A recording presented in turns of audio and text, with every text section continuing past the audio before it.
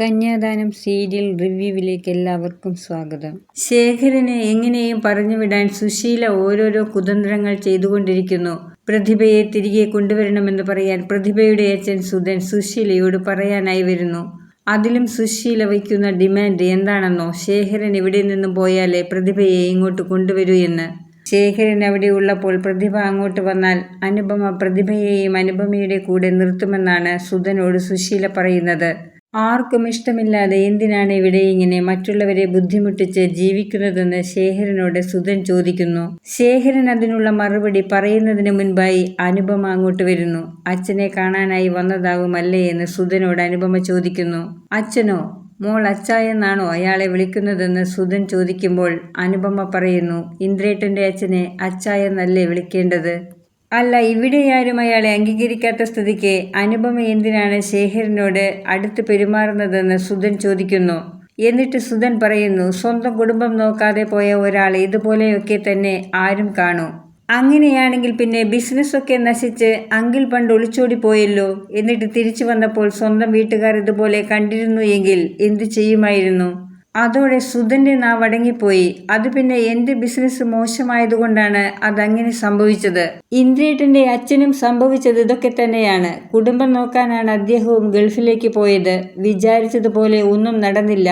ജയിലിൽ കിടക്കേണ്ടി വന്നു. അത് അദ്ദേഹത്തിന്റെ കുറ്റമാവുന്നത് എങ്ങനെയാണ്? അനുപമയുടെ മറുപടി കേട്ട സുധന് ഒന്നും തന്നെ പറയാനില്ലായിരുന്നു. ശേഖരൻ ഇവിടെ നിന്നും പോയാലേ പ്രതിഭയെ ഇങ്ങോട്ട് കൊണ്ടുവരൂ എന്നാണ് സുശീല പറയുന്നത്. അതിന് അമ്മയല്ലല്ലോ, സത്യനല്ലേ പ്രതിഭയെ കല്യാണം കഴിച്ചു കൊണ്ടുവന്നതെന്ന് അനുപമ ചോദിക്കുന്നു. വിറകുകീറി കൈമുറിഞ്ഞിരിക്കുന്ന ശേഖരൻ ഡ്രസ്സൊക്കെ സ്വന്തമായി കഴുകാൻ പോകുമ്പോൾ അനുപമ ചെയ്തു തരാമെന്ന് പറയുന്നു. എന്നാൽ സുശീല വാഷിംഗ് മെഷീനിൽ ശേഖരന്റെ തുണികൾ അനുപമയെ കൊണ്ട് കഴുകാൻ അനുവദിക്കുന്നില്ല. അങ്ങനെ അനുപമ സ്വന്തമായി കഴുകിക്കൊടുക്കുന്നു. അതിനുള്ള അനുപമയോടുള്ള പ്രതികാരം തീർക്കാനായി ഇന്ദ്രനെ വിളിച്ച് സുശീല പറയുന്നു. സ്വന്തം അമ്മ പോലും അല്ലാത്ത സുശീല പറയുന്നത് ഇപ്പോഴും അനുസരിച്ച് ജീവിക്കുന്ന ഇന്ദ്രൻ സ്വന്തം അച്ഛന് അനുപമ ഡ്രസ്സ് കഴുകി കൊടുത്തതിന് അറപ്പ് കാണിക്കുന്നു. ശേഖരന്റെ ഡ്രസ്സ് കഴുകി വരുന്ന അനുപമയോട് ഭക്ഷണമെടുത്ത് തരേണ്ടെന്ന് പറയുന്നു. ഇവൻ എവിടത്തെ നായകനാണ്? സ്വന്തമെന്ന് പറയാൻ ഈ ലോകത്താകെയുള്ളത് അനുപമയും കുഞ്ഞുമല്ലാതെ ഈ അച്ഛൻ മാത്രമാണ്. എന്നിട്ട് സ്വന്തം താല്പര്യങ്ങൾക്ക് വേണ്ടി മാത്രം വളർത്തി വലുതാക്കിയ സ്വാർത്ഥമതിയായ സുശീല പറയുന്നത് ഇപ്പോഴും അനുസരിക്കുന്ന നായകന്മാർക്ക് തന്നെ നാണക്കേടായ നായകനായി കന്യാദാനത്തിൽ ഇന്ദ്രൻ അധപ്പതിച്ചുപോയി. ബ്യൂട്ടീഷ്യൻ പഠിക്കാൻ പോയിട്ട് മടങ്ങി വരാൻ വൈകുന്ന സോനയോട് വൈകിയതിനെക്കുറിച്ച് ശ്യാം ചോദിക്കുമ്പോൾ സോന പറയുന്നു, വൈകുമെന്ന് അമ്മയോട് വിളിച്ചു പറഞ്ഞിരുന്നെന്ന്.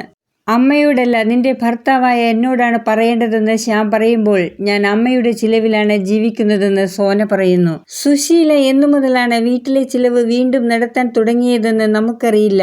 ഇന്ദ്രനാണെന്നാണ് കഥാകൃത്ത് ഇതുവരെ പറഞ്ഞിരുന്നത്.